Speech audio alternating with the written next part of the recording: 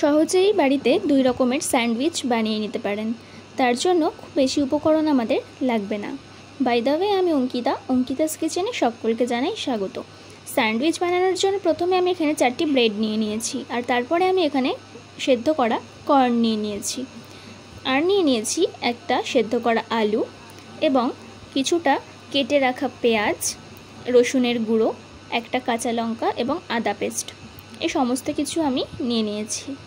আর নিয়ে নিয়েছি বাটার, যেটা ছাড়া কিন্তু একদমই স্যান্ডউইচটা ইনকমপ্লিট। নিয়ে নিয়েছি অরিগ্যানো, চিলি ফ্লেক্স এবং মেয়োনিজ।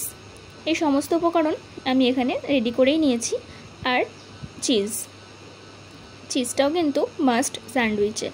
তো সমস্ত কিছু আমি রেডি করে নিয়েছি, দেখতেই পাচ্ছেন। এবার আমি আলুটা একটা স্পুন দিয়ে ভালো করে ম্যাশ করে নেব। চাইলে আপনারা এটি হাতের সাহায্যেও করে নিতে পারেন। আলুটি যদি একটু দানা দানা থেকে থাকে কোনো প্রবলেম নেই, খুব ভালোভাবে ম্যাশ করারও প্রয়োজন নেই। তো হয়ে গেল আমার ম্যাশ করা। এবার আমি একটা ফ্রাই প্যান বসিয়ে দেব, তার মধ্যে 1 চামচ মতন সাদা তেল দিয়ে দেব। এখানে চাইলে আপনারা অলিভ অয়েলও ইউজ করতে পারেন। আমি এটি সাদা তেলেই রান্নাটা করব। অল্প একটু কালো জিরে দিয়ে দিলাম, একটু হালকা নেড়ে চেড়ে তার মধ্যে দিয়ে দেব রসুনের গুঁড়োটা এবং দিয়ে দিয়েছি আদা আর রসুনের গুঁড়োটা আগে দিয়ে আমি একটু হালকা নেড়ে চেড়ে তার মধ্যে অর্ধেকটা পেঁয়াজ দিয়ে দিয়েছি, দেখতেই পাচ্ছেন। এবার হালকা একটু সটে করে নেব। একটা কালার ধরে এলে আমি এর মধ্যে দিয়ে দেব আলু সেদ্ধটা, ম্যাশড করা আলুটা আমি দিয়ে দেব। আর তার মধ্যে দিয়ে দেব লবণ, একদম অল্প দিয়েছি, দেখতে পাচ্ছেন। আর দেব অল্প কয়েকটা কাঁচা লঙ্কা কুচোনো। ব্যাস সব কিছু দিয়ে একটু নেড়ে চেড়ে হালকা লাল লাল হয়ে এলে আমি কিন্তু এটা একটা বলে সার্ভ করে নেব। এটা কিন্তু একটু নাড়তে থাকতে হবে, না হলে লেগে যাওয়ার একটা চান্স থাকে। আর ফ্লেমটা কিন্তু অবশ্যই লোতে রাখতে হবে। হয়ে গেছে। এবার আমি একটা সার্ভিং বলে তুলে নিয়েছি। আমি আবার 1 চামচ তেল দিয়ে দিচ্ছি এখানে। এবার দিয়ে দেবো আদা, তারপরে দিয়ে দেবো রসুন গুঁড়ো। দেখতেই পাচ্ছেন আমি কিন্তু খুব অল্প পরিমাণে দিচ্ছি, কারণ এটার প্রচণ্ড বেশি একটা স্মেল পাওয়া যায় তাই। আর যেটুকুনি পেঁয়াজ ছিল সেটুকু, আর লঙ্কা, আমি এখানে একটা লঙ্কাই কিন্তু ব্যবহার করেছি। আর এখান থেকে আমি অর্ধেকটা কর্ন দিয়ে দিলাম, একটুখানি লবণ দিয়ে দিলাম, মানে স্বাদ অনুযায়ী। ব্যাস সব কিছু দিয়ে একটু ভালো করে হালকা সতে করে নিচ্ছি, নিয়ে আমি একটা ট্রান্সফার করে নিচ্ছি বোলের মধ্যে। ব্যাস এখানে কিন্তু আমার 2 রকমের স্যান্ডউইচের পুর রেডি করা হয়ে গেল। একটা হচ্ছে কর্নের পুর আর একটা হচ্ছে পটেটো পুর। এবার আমি কর্নের পুরটার মধ্যে মেয়োনিজ দেব। প্রায় আমি 1 চামচের বেশি দেব, আপনারা চাইলে একটু কমও দিতে পারেন, কোনো প্রবলেম নেই। আমার মেয়োনিজের টেস্টটা খুব ভালো লাগে, তাই একটু বেশি করে দেওয়া আর কি। এর মধ্যে আমি আরেকটা জিনিস দেব, যেটা দিলে এর টেস্ট কিন্তু সত্যি অসাধারণ লাগে। আচ্ছা, প্রথমে দিয়ে দিই চিলি ফ্লেক্স এবং অরিগ্যানো, তারপরে লাস্টে ওই স্পেশাল জিনিসটা দেখাচ্ছি। অরিগ্যানোটাও অল্প দিয়ে দিলাম। আমি খুব বেশি পরিমাণে কোনো কিছুই এখানে ব্যবহার করছি না, খুবই সামান্য পরিমাণে করছি। আর এখানে আমি একটা করে ব্রেডকেই বানাবো, তাই আমি সেরকম পরিমাণেই জিনিসপত্র ব্যবহার করেছি। বাস এই যে আমার স্পেশাল জিনিসটা, 1 চামচ আলুর চাটটা আমি দিয়ে দিয়েছি এর মধ্যে। এতে জিনিসটা অনেকটা থিকনেস আসে আর খেতেও সত্যি অসাধারণ হয়। আপনারা এভাবে করেই কিন্তু করে নিতে পারেন কর্নের চাটটা। এবার আমি ব্রেডের মধ্যে বাটার লাগিয়ে নেব। বাটারের পরিমাণটা একটু বেশিই রাখবেন। তো এভাবে করে আমি দুটো রুটিতেই সুন্দর করে বাটারটা স্প্রেড করে নেব।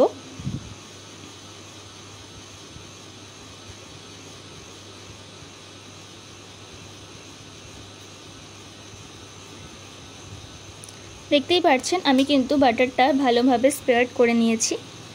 এবার নেক্সট যে আরেকটা ব্রেড ছিল সেটাতেও আমি এভাবে করেই স্প্রেড করে নিচ্ছি বাটারটা।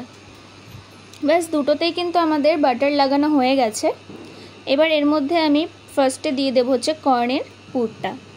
কর্নের পুরটা আমি আগে দিয়ে দিলাম, একদম চেপে চেপে পুরো ব্রেডটাতে কভার করে দিতে হবে। আর একদম কিন্তু একটা ব্রেডের জন্য পারফেক্ট পুর আমি রেডি করে নিয়েছিলাম, একদম কম হয়নি, যথেষ্ট পরিমাণেই আমি এখানে নিয়েছিলাম। আপনারা একদম কম ইউজ করবেন না, কম ইউজ করলে কিন্তু অতটা টেস্টি হবে না। তো দেখতেই পাচ্ছেন আমি কিন্তু রেডি করে নিয়েছি। এবার নেক্সট সেটা হচ্ছে আলুর পুরটা দেব। ব্যাস এভাবে করে আমি দুটো স্যান্ডউইচই রেডি করে নিলাম।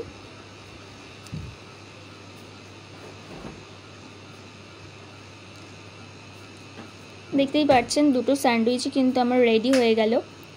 তাহলে দেখতে পাচ্ছেন মাত্র 9 থেকে 10 মিনিটের মধ্যে আমি কত সুন্দরভাবে রেডি করে নিলাম। এবার আমি এর মধ্যে চিজগুলো দিয়ে দিচ্ছি। চিজ আপনারা আপনাদের পছন্দ ওয়াইজ ইউজ করবেন, আমি খুব বেশি চিজ ভালোবাসি তাই বেশি করেই দিয়েছি। আচ্ছা, একটা কথা বলি, যারা স্টুডেন্ট আছেন বা যারা বাইরে থাকছেন একা একা, তাদের জন্য কিন্তু এই রেসিপিটা সত্যি অসাধারণ। একবার এটি ডিনার বা ব্রেকফাস্টের জন্য খুবই ভালো একটি ফুড। তো আমি এভাবে করে কিন্তু কড়াইতে দিয়ে দিলাম একটা একটা করে। ওপরেও কিন্তু আপনাদের এভাবে বাটারটা স্প্রেড করে নিতে হবে। আমি এই ওপরেও কিন্তু দিয়ে দিচ্ছি। তো পরিমাণ মতন বাটার না দিলে কিন্তু টেস্টটা সেভাবে আসবে না, একটু বেশি করেই বাটার আপনাদের এখানে ইউজ করতে হবে। তো আমার একদিক হয়ে গেছে, এবার আমি একটা স্প্যাচুলার মাধ্যমে কিন্তু উল্টে নেব।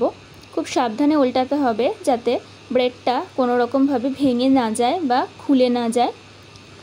তো দেখতেই পাচ্ছেন কতটা সুন্দর একটা কালার চলে এসছে, আর চিজগুলো দেখুন কতটা মেল্ট হয়ে গেছে। বিশ্বাস করুন দারুণ একটা স্মেল বেরোচ্ছিল, আর খেতেও দারুণ ক্রিস্পি এবং প্রচণ্ড টেস্টি হয়েছিল।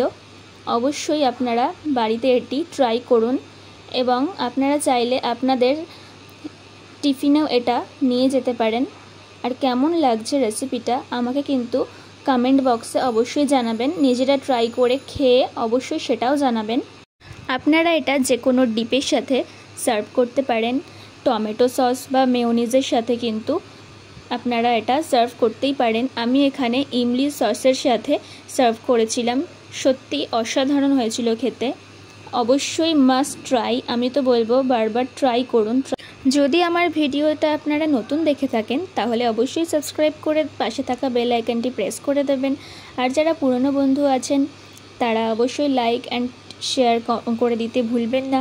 তো সকলে সুস্থ থাকবেন, ভালো থাকবেন, দেখা হবে নতুন কোনো রেসিপি নিয়ে নতুন আরেকটি ব্লগে।